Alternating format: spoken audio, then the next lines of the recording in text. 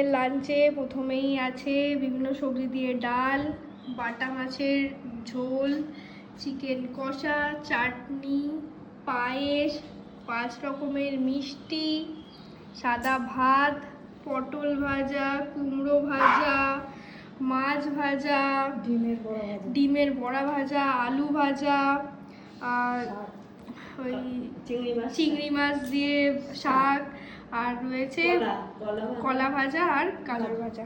এটা হচ্ছে আমার বার্থডে লাঞ্চ। কেক আর এখানে রয়েছে কেক, এটা একটা বান্ধবী দিল্লি থেকে পাঠিয়েছে। চলো